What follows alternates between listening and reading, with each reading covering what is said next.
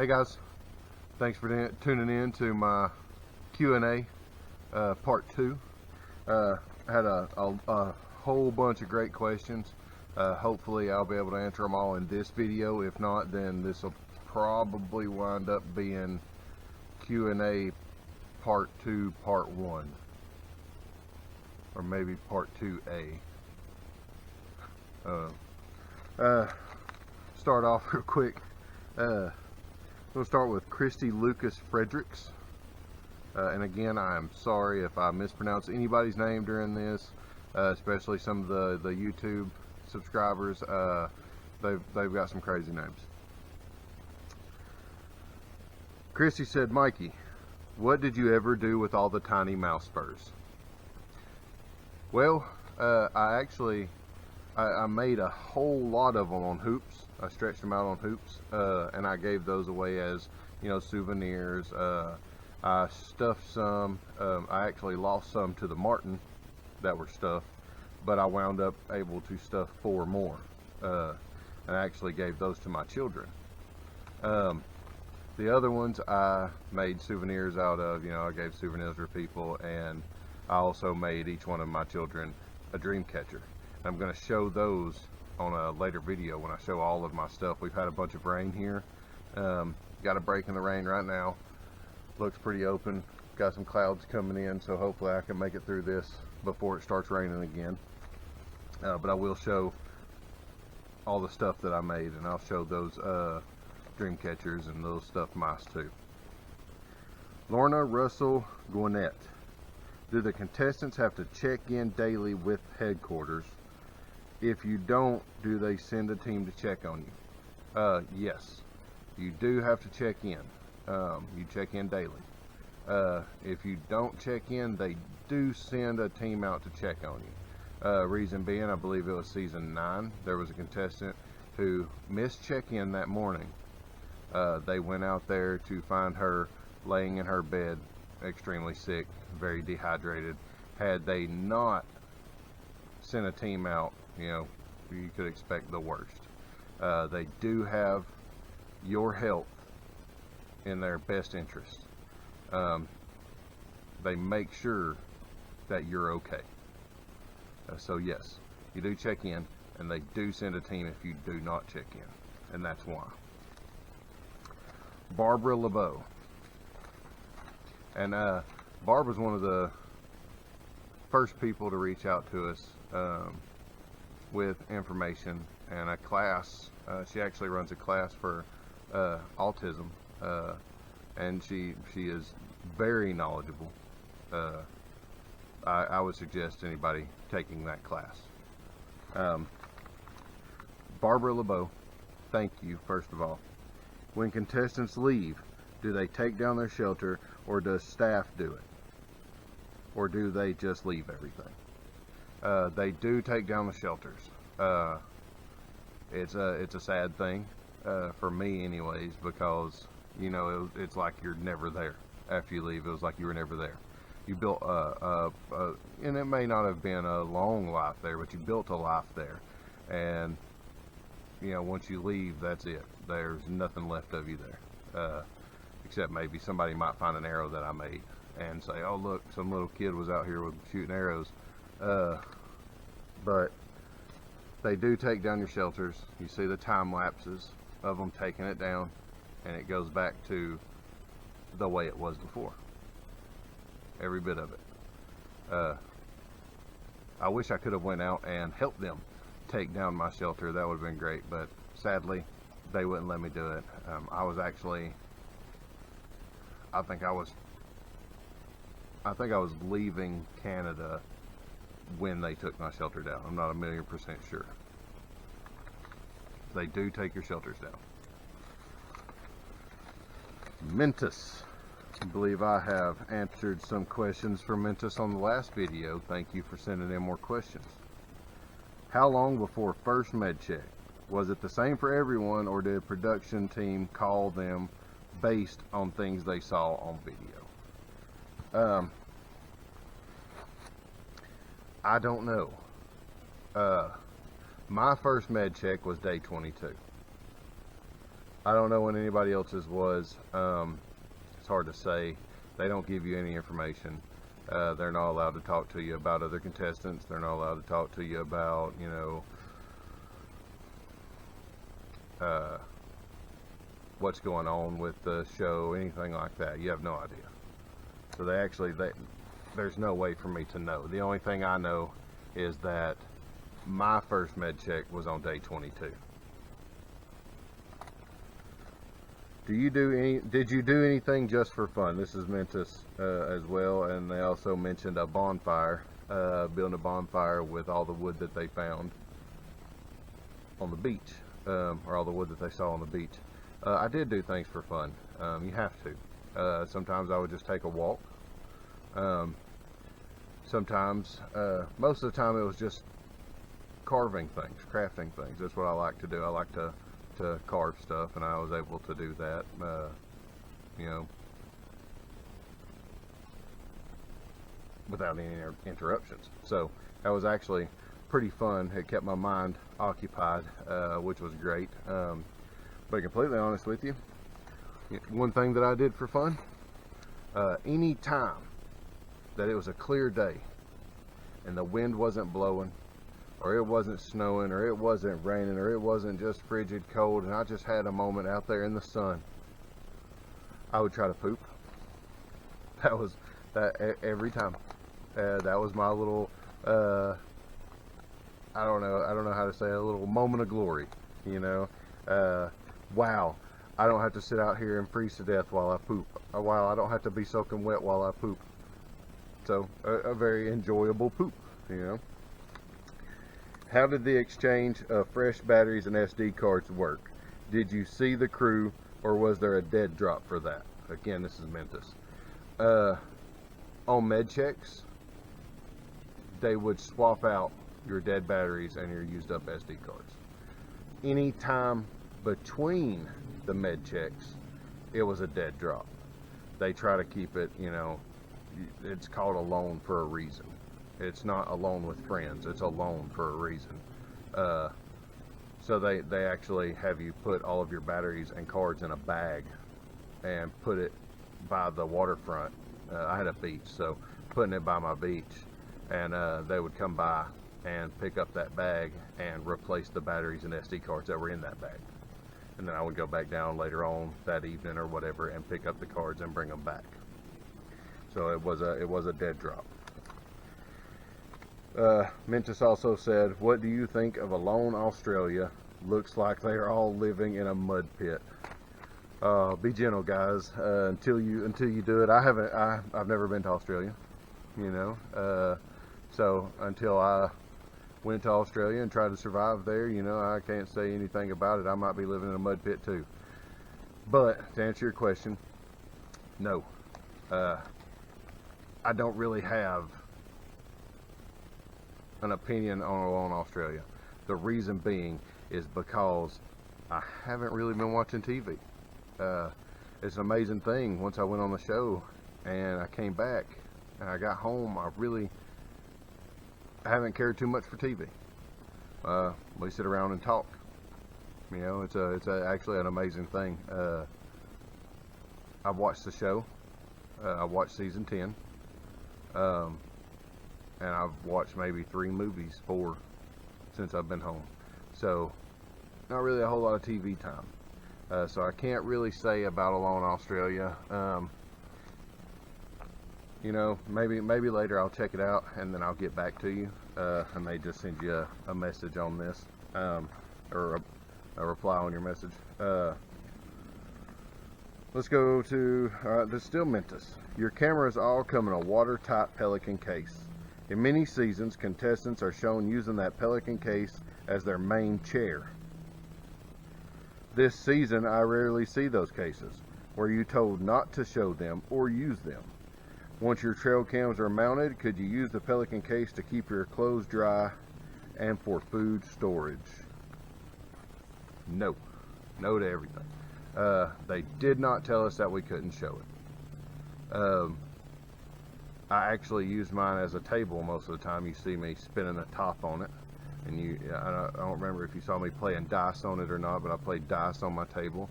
You were not allowed to store your food or clothing in any gear that was provided by them, which means the Pelican Case or the black camera bag. You see people toting the little black camera bag. You're not allowed to store anything in those two pieces of equipment. They didn't say we couldn't use it as a chair. As a matter of fact, I do remember asking one of the crew before we were dropping, when we first saw the Pelican Cases, if it would hold my weight. And he said, oh yeah, it'll hold you. So I used it as a chair a lot. I used it as a table, you know, my own little personal workbench. I didn't clean any animals on it because I didn't want it, you know, getting nasty. But I built a shelf in my shelter. Towards the back of my shelter is above my head. You may see it on the camera every now and again, especially the one where I'm sharpening my knife. If you look behind me, there's a shelf. Hanging from that shelf, my clothes are all on top of the shelf, and then hanging from the shelf is grouse feet, mouse skins, the powdered meat bag, other little things that I made, other little things that I found, you know, but we weren't actually allowed to store anything inside the Pelican Cases. So no. All right, great questions though, Mentis, and you know, there may be a Q&A part 3 if you guys can come up with some more questions. Anything you want to ask, if I can answer them, I will. Rodney St. Pierre, do you still look at rats the same? Well, to be completely honest with you, Rodney, and you know what, while we got this going on, Mr. Kevin Hart from YouTube, he asked me, why do I call them rats? He said they look like mice to him. So I'm going to go ahead and answer both of those for Rodney St. Pierre and my good friend Mr. Kevin Hart. Do you still look at rats the same, and why do you call them rats? I'm from Georgia. A rat's a rat. I don't care if it's this big. We got 3 different kinds here. We got house mice, the house mouse, the European rat, and the roof rat. All 3 of those are rats. I don't care. I don't care how big they are. I don't care. You know, and they have different names here. We call them, you know, by different names, even though there's only 3. You've got house mouse, house mice, you got field mice, you got field rats, the European rats, roof rats, gutter rats, sewer rats. We got a whole bunch of them, and they're all rats, really. There's just big ones and little ones. That's all there is, and they do have distinctive features. This is a rat. This is a mouse, but they're all rats to me. It doesn't matter. A rat's a rat. No, I don't look at rats the same. I don't chase them down and eat them anymore. But at the same time, where I mean, it goes for everything.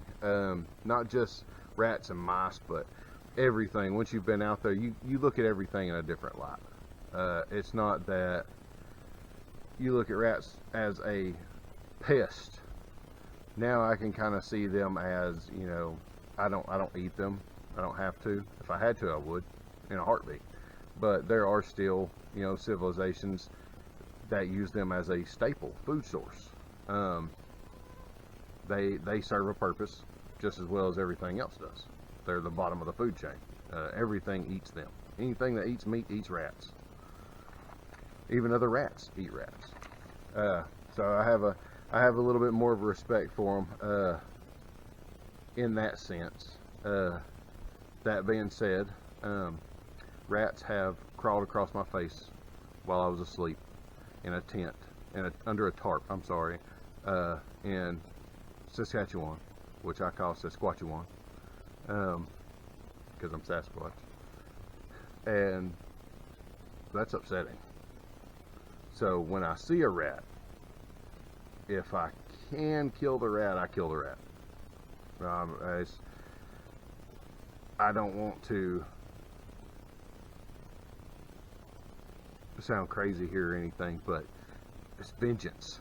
You know, for how many hours I sat up, for how many times I was so worried that they were going to take what I had, that they were going to take my berries or take my little powdered meat or whatever. I just knew that they were going to take that stuff, and I sat up for hours and hours and hours every night trying to kill these rats, mice, whatever. So I still kill them. Chuck Calfee, do you have any health issues from your alone experience? Alright, Chuck, there is another one that I'm going to run in with this one. It is from user, this is a YouTube user, user-LP7BD20Q9V. What a name. They also said, do you have, wait, nope, that was the wrong one. Huh, no, Kelly Mamtora, I'm sorry. Do you have any lasting health effects from being on the show like Juanita? So, there are a couple things. I don't have black toes, but I do have more sensitivity to cold now. Even in the summertime here, I have caught myself, if it's 70 degrees at night, I catch myself wearing socks because my feet are just super cold. Once they get super cold, they start hurting. So that's one thing. My muscle mass, I used to be an ox. I used to be super strong.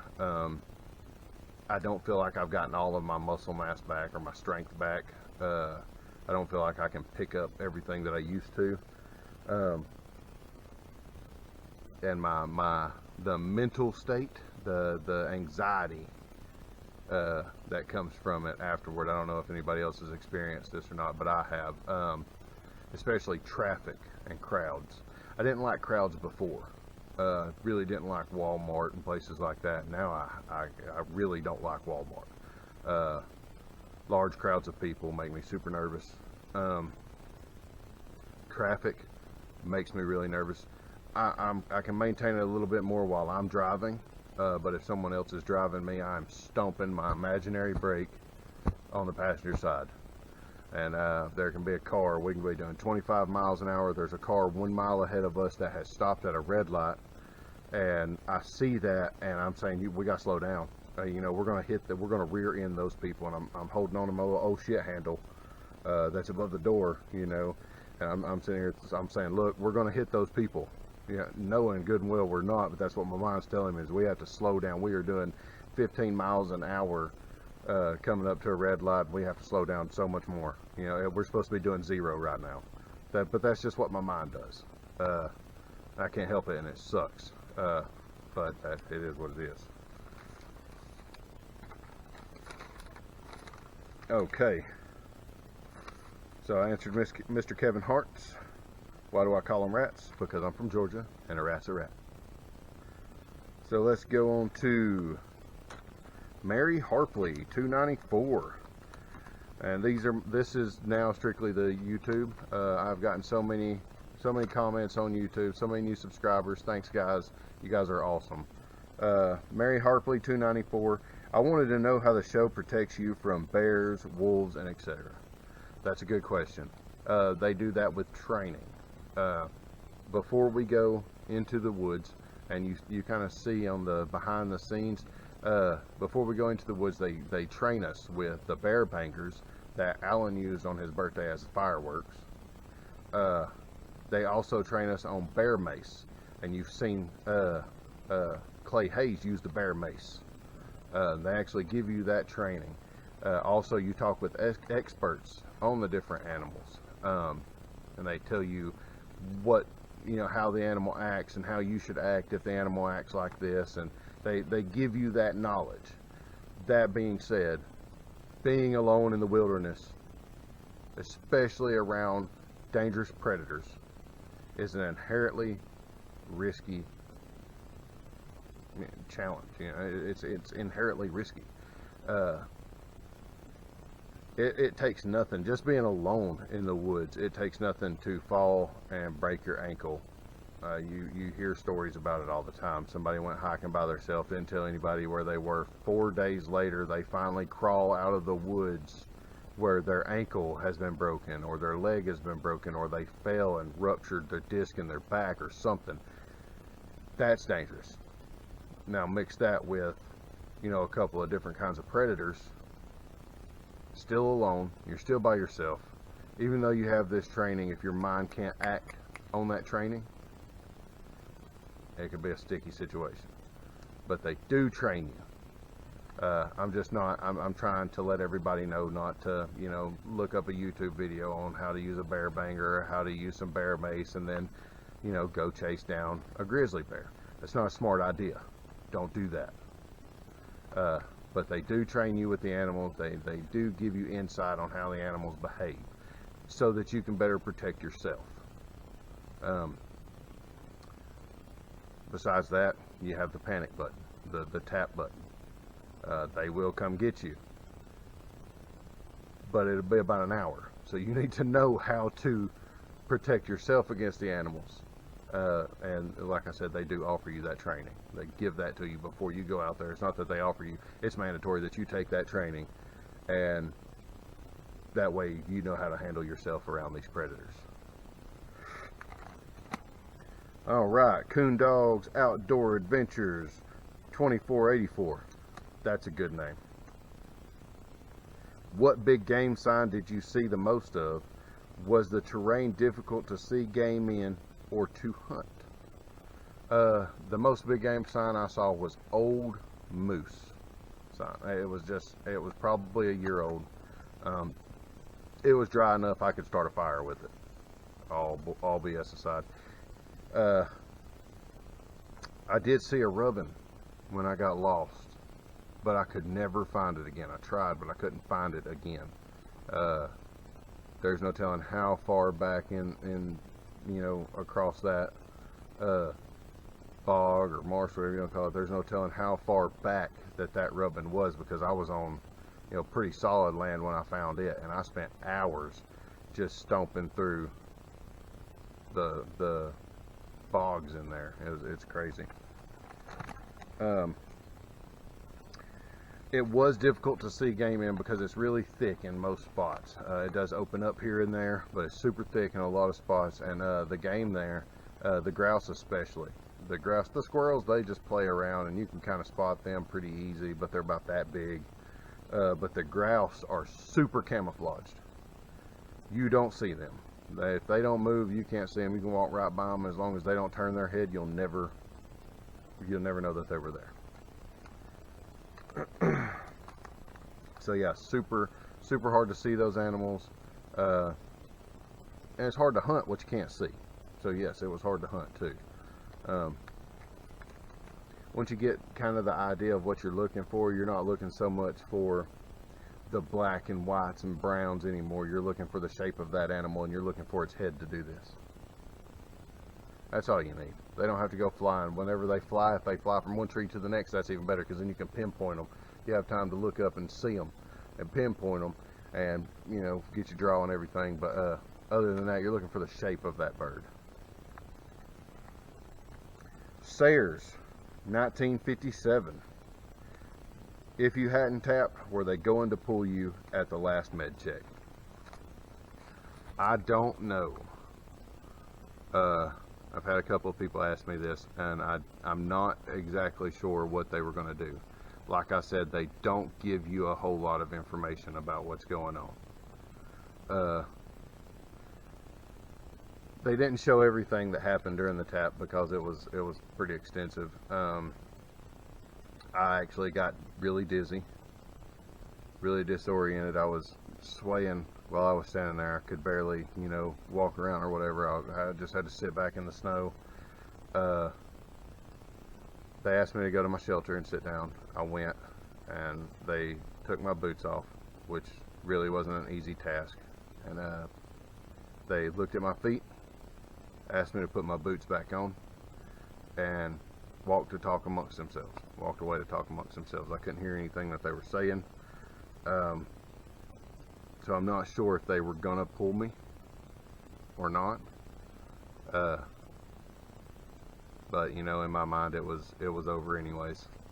I had give it all I could. I was just didn't have enough on me to stay warm.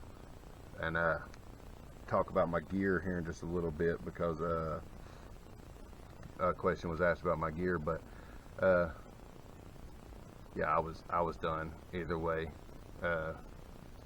You know, hindsight, like I say, hindsight's 20/20, and if I could go back, maybe I wouldn't say, hey, you know, I'm done, whether you say it or not. Maybe I would give them a minute to say, you know, we think you're okay enough to keep going, you know, or we think you should come out, you know, one or the other. But instead, I did it myself.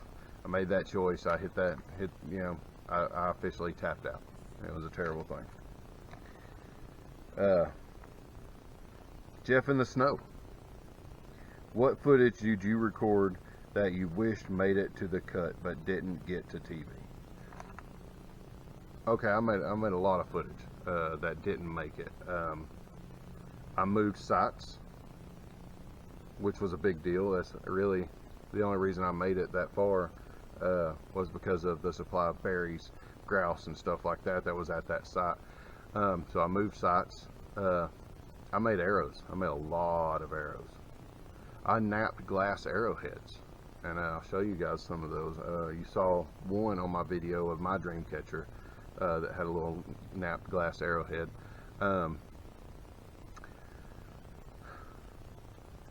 My dice, I rolled 5,000, you know, and y'all didn't get to see that.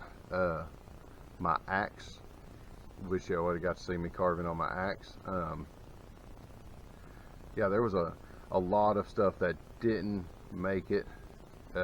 More grouse kills. Wish there would have been more grouse kills. I killed 19 grouse while I was out there, so a good many grouse. But you only see like 3 or 4, I think. All the other stuff's mice. But anyway, so a lot of stuff that I wish would have been shown, but wasn't shown. And I understand too that it's hard to take.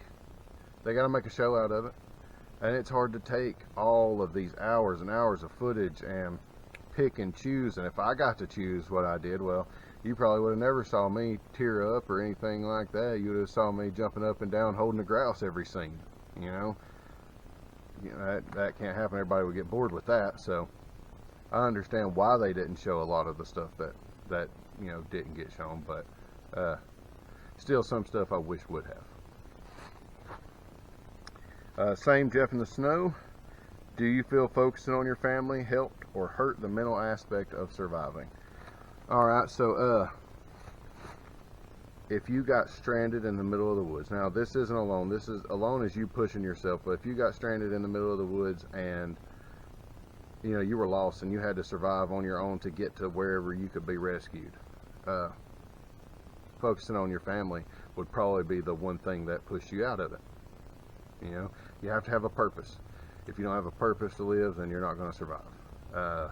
That being said, let's go back to the Alone show. I went on that show for my family. I could go out and survive in these woods anytime I wanted to for free. If I wanted to see just how long I could survive out here, I could do it anytime I wanted to for free. Instead, I took the challenge for $500,000. So focusing on my family really kept me grounded as to why I was there, what I was doing, made me want to push a little bit harder, you know. So I honestly think that it helped. It was very emotional for me. As you can see in some of the scenes, it was very emotional for me because I had to leave my family to do that. But at the same time, they understood. I understood. Well, for the most part anyways. That's why, you know, that's why I was there. So I do believe that it helped. I do believe it helped me get as far as I did. If it wasn't for them, I probably would have gave up a long time before then. Another Jeff in the Snow. Aside from the length of time and weather conditions, what do you feel viewers miss by not being there? Jeff, that is a great question. There is a certain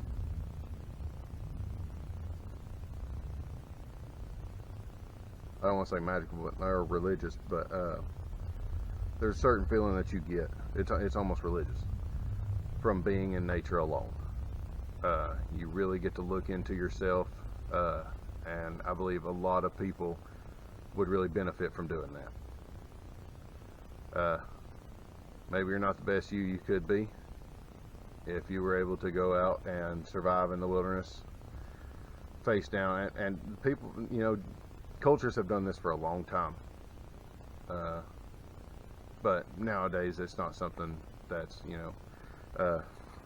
done. It's not something that's done that often, but you get to go out, you're focusing on surviving, but at the same time, any time that it's quiet, you're in your own head.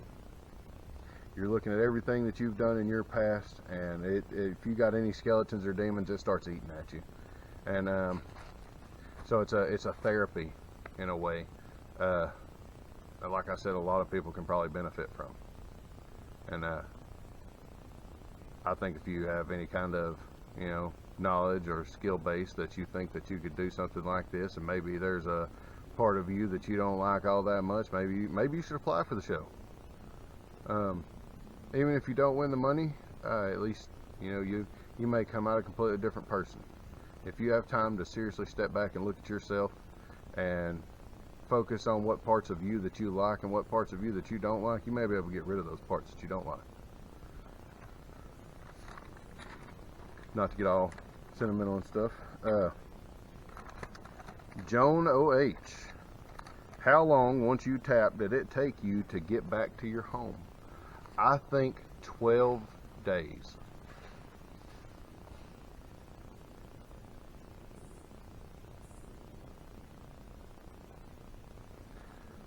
So, either one of these big gray squirrels fell out of the tree, or a limb fell out of the tree. I'm gonna say a limb, but the squirrels around here, they're notorious for falling too. How long, once you tap, did it take you to get back to your home? I want to say 12 days total. 10 days in recovery for the refeeding program, and then I left the next day and had a layover until the day after that. So yeah, 12 days before I actually made it back to my home. That's a long time. People don't realize that too, depending on how far you go. The farther you go into this, the longer it takes you to get home once you come out of the woods. You're already there for 2 weeks plus, missing your family. Then you go out into the wilderness where there's absolutely nobody, and then it's another 10, 15 days before you see them again anyway. So just keep that in mind. The Kirby Creek Outfit, another good name. Would you change anything about the shelter you made? Yes I would. My survival skill base is set here, where it does get cold, but you can kind of push through the cold here with just a little bit of insulation, a small fire, and even a fire outside of your shelter. You don't even have to have a full enclosed shelter during the winter time here, and you can still stay warm. The one thing that you have to worry about survival wise down here is mostly in the summertime, hyperthermia. Not hypo, but hyperthermia, the heat stroke. And that is a very serious, real thing here. If you do not stay hydrated, if you do not keep your body cool, you could die. So on to the shelter. I would have made it smaller and thicker. I would have piled more stuff on top of it, but I would have made the whole structure a lot smaller, more compact.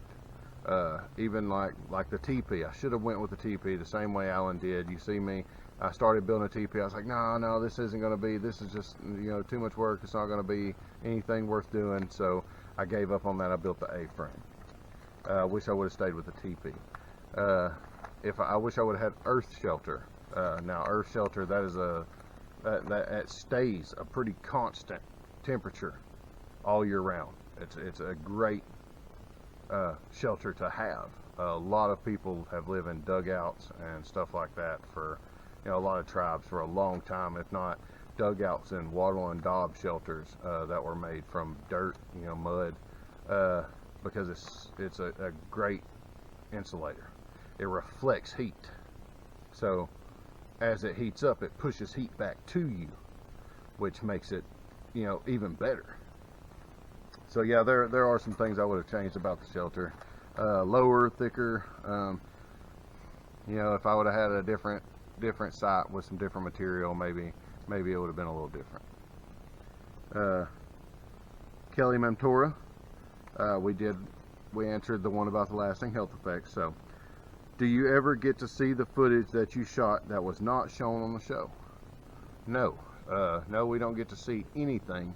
Also, we do not get to, you know, choose anything that gets shown. We don't know what's going to be shown until it's shown. How it'll be shown until it's shown. They showed my axe, the handle of my axe, and I do appreciate that, guys. That was actually a request of mine. Please make sure that you see the handle of this axe during my tap out. I wanted that to be shown. That was a sentimental thing to me and my wife. I wanted that to be shown. But no, other than that, you don't get to see anything.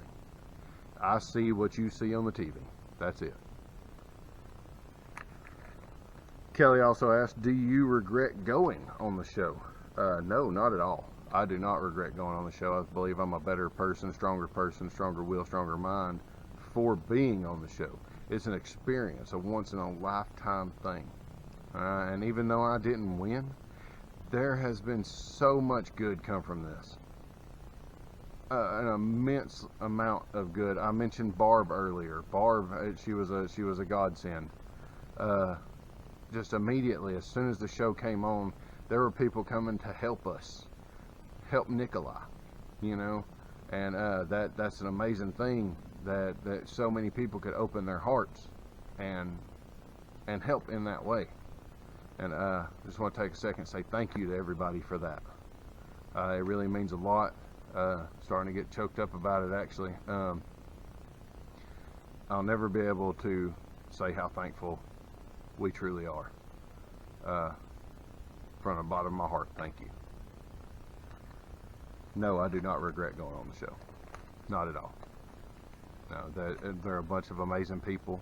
The contestants are amazing people. The experience was something that, you know, I'll never experience that probably ever again in my life. Being able to put myself against nature like that in a way that I did, because if there wasn't a if there wasn't a goal, if the challenge wasn't monetary oriented, then I probably wouldn't have done it, you know. But I did, and I got that experience, and it was an amazing thing. No, I don't regret it at all. Okay, so user LP7VD20Q9V. What was your favorite food to eat once you could eat whatever you wanted? I'm going to guess that I'm going to say that this is after tap out, that this is after the refeeding program, because during that time you'll eat anything. When I got home, my absolute most favorite thing to eat, I can't say that. I'll give you a couple. I like food. I am a big guy.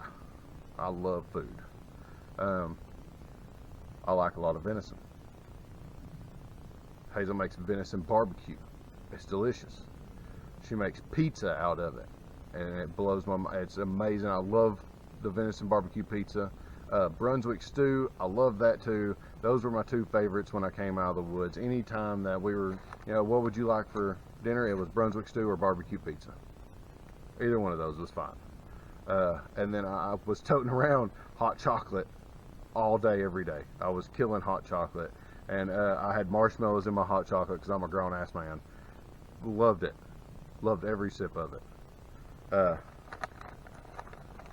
If you haven't tried venison barbecue pizza or venison Brunswick stew, you have to try it. It's amazing. And if you don't like marshmallows in your hot chocolate, maybe you should rethink about even drinking hot chocolate. Did you have any, same user, did you have any scary encounters with animals other than the marten? No, I didn't. I was hoping for a scary encounter with an animal. you know, I was hoping that all of a sudden there would be a bear. There's a bear, you know. I wasn't going to be that person that said, hey, bear. I was going to be that person that said, and loose the arrow, you know. So no, nothing other than the marten. And the marten, it wasn't really scary so much as it made me so mad that the little bastard was in there eating my stuff. My fault. Actually, it was my fault. The marten had not gotten into my shelter once, but I left the door open. You know, it was a little stuffy in there. It was a warm day. I said, you know what, I'm going to let it air out a little bit. Ha ha ha, you know, it's just, let it get some circulation, you know. Walked down to the beach, came back. After I seen the marten, came back, all of my stuff was gone. Stupid mistake. Was not thinking, you know. But, hindsight, right? All right. This is a good name. It is Shamushamush. I hope I'm pronouncing that right. SCHMUSHENMUSH. Shamushamush. Alright, so they actually sent me a message. You know, some kind words, and I appreciate that, guys. They also said, we wonder if some of your gear choices hurt you. Like, did you have the best clothing for the cold weather? You know, going back to I'm from Georgia. Everything that I had to buy for Canada, I had to buy for Canada. I do not have a parka. I wear a Carhartt. You know, I wear a hoodie most of the time. Pants and a pair of Carhartt boots. You know, some thick socks. That's 17 degrees in Georgia working. You know, and you're warm. For too long, you're taking your shirt off because it goes from 17 to 40. So I did have to buy all this gear. I had minimum time to research where I was going. When they tell you where you're going to be going, you only have a couple of weeks, if you know, maybe a month, maybe, to get all of your gear, get everything sorted out, because you're leaving, and research the area that you're going to. That's it. You just have a small amount of time. In the grand scope of things, you have a small amount of time. So I had a Wiggy sleeping bag, and I actually just watched Timogen's video when he was talking about my gear choices, and I didn't think about it like that. And it's a great, it's really informative video. If you haven't seen it, it was a live, but now you can check it out as a video. If you haven't seen it, you really need to look into that, especially if you're thinking about going on the show. You need to check out all of his videos, because he really does go into detail, the science behind it. You really need to check his out. I think it's Survival Doctors. But anyways, my parka was down, and it was pretty warm for the most part. I did wear wool. I did have wool glove liners. I had muck boots. I had wool socks. I had Solomons. Now the muck boots are the ones I wore at first. I actually left them at the base camp in Canada because there is no way. I mean, they would have flagged them as you know, radioactive, biohazard, or whatever. Going back home, they would have burned every bit of my luggage because of the smell coming out of those things, because I sweat so bad, and I had on waterproof muck boots that were rated for -40, and when we first went out there, it was 70 degrees, and I'm stomping through the bush, you know. So I had those, and I was wearing my Solomons when it started to get cold. And Solomons are great boots. Do not get me wrong. They are great boots. But in the time crunch that I had, I didn't have enough time to order some bigger than what I needed. Because I looked online, and at that time, I had to order them offline. On that time, I wear a size 13. They only had 13s. They had 13s and 13 wide. So I got the 13 wide. I wanted 15s or 16s. You know, so I could pack more insulation in there, but I wasn't able to, and I thought, well, you know what, I'll build a good shelter, maybe I can wrap some more stuff up, I don't know, I'll make it work, you know. once in a lifetime thing. I have to have some boots, some decent boots. So I got those. It was a time crunch, and I think that that was a poor mistake on my part. My clothing, I think I did pretty well with my clothing other than my boots. I had some great gloves.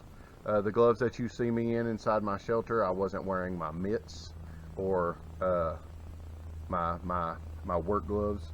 I was wearing the glove liners, and I had some waterproof gloves that had a glove liner inside those. It was glued in. As I was making arrows, I was using those gloves to hold the arrows to heat straighten the arrows, to heat straighten them, you know, and the shaft would get so hot that it melted the glue on the inside of those gloves. When I pulled my hand out, there's another pair of glove liners.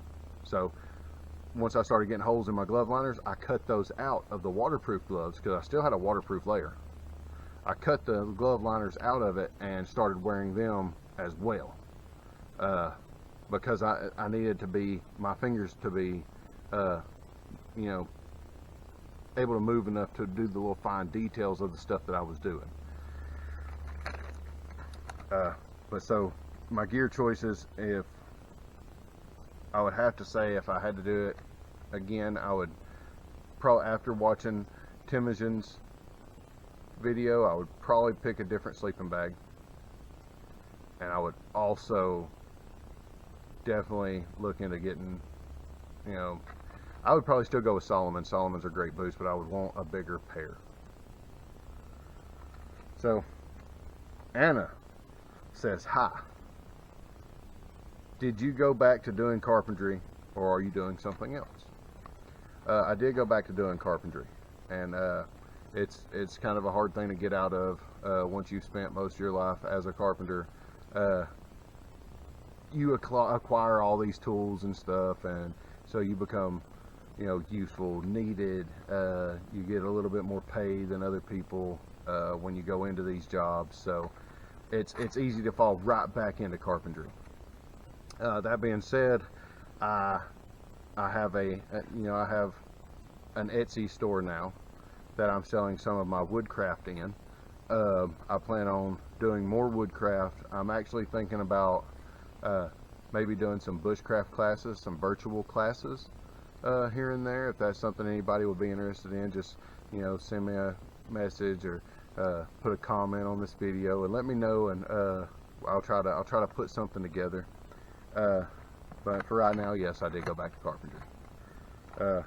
It's just really hard to get out of as a trade. Once you build up the tools for the trade, it's hard to go to anything else, you know. One thing that I do like about carpentry is that I'm never in the same spot for a long time. A month, maybe 2 at the max. I'm not someone that can go into a building and stare at the same brick walls every day. I just cannot do it. I've tried. There's good money in it, but I just can't do it. I can't do it. Mo Jones, and I saw on here one of them, it said Mo Jones, and the other one it said Mo James. I'm not exactly sure which it is, but so I went with Mo Jones.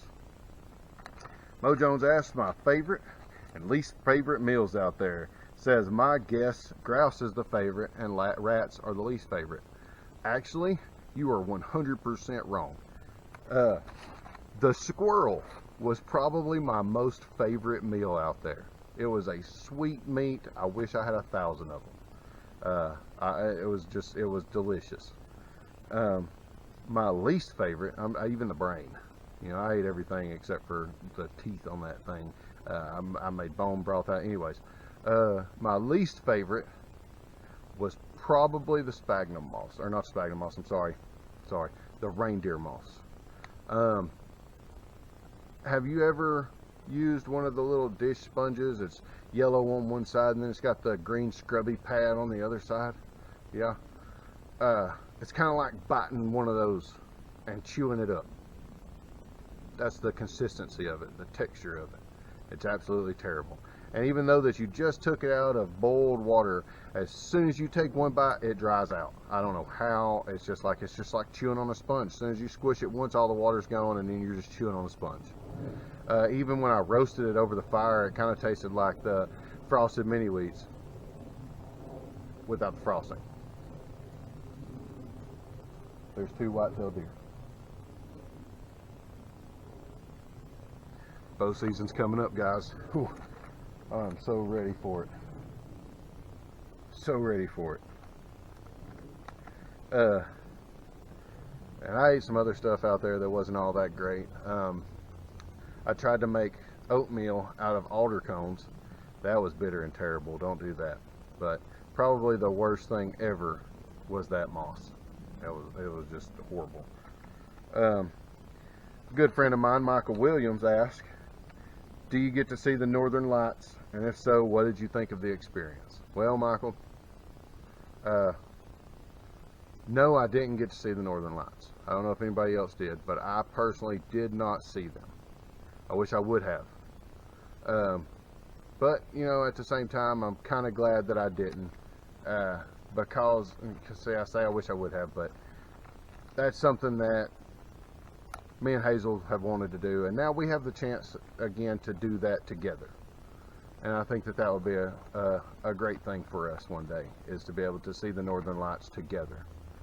So I actually am glad that I didn't get to see them. Jordan, 1987. You're my hero too, by the way, Michael. Jordan, 1987. Of the 10 items you took, would you swap anything out? Well, like I said about the hindsight being 20/20. Yes. Had I known that I would not catch a fish the entire time I was out there, I would not have brought any fishing line or hooks. That was a wasted spot. You know, there was a couple more items, a fixed blade knife, a different tarp, a slingshot, because once you run out of ball bearings, it's hard not to find a rock. So, slingshot, you know, any of those would have been a great replacement for the fishing line.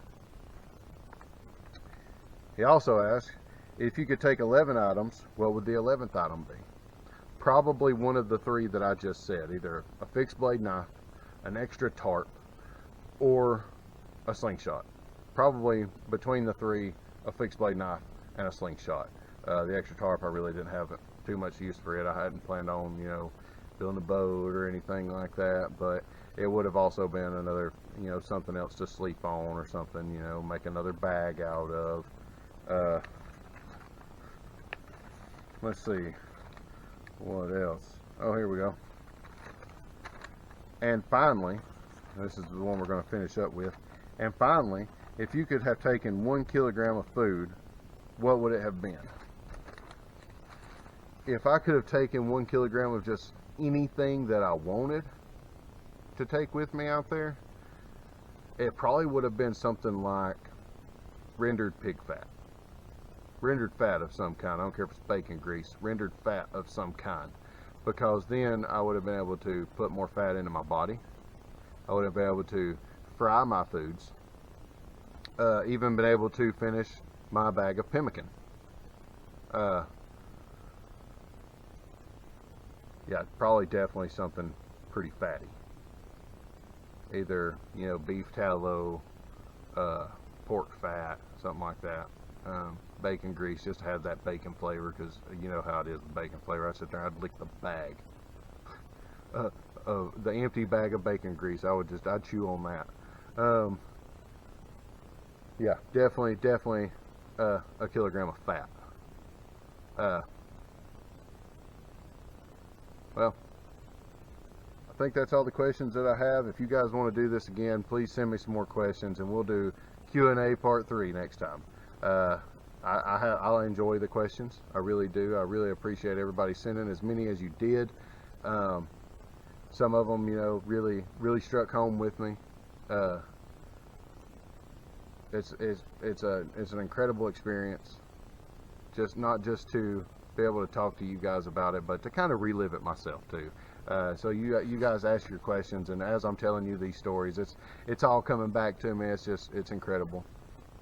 But yeah, send some more questions. Maybe next time, if I get enough, we'll do Q&A part 3. If not, then I'll answer them individually if I have to. But until then, please, you know, consider subscribing to my channel. There's going to be a lot more stuff coming up. There'll be more little survival hacks and stuff like that.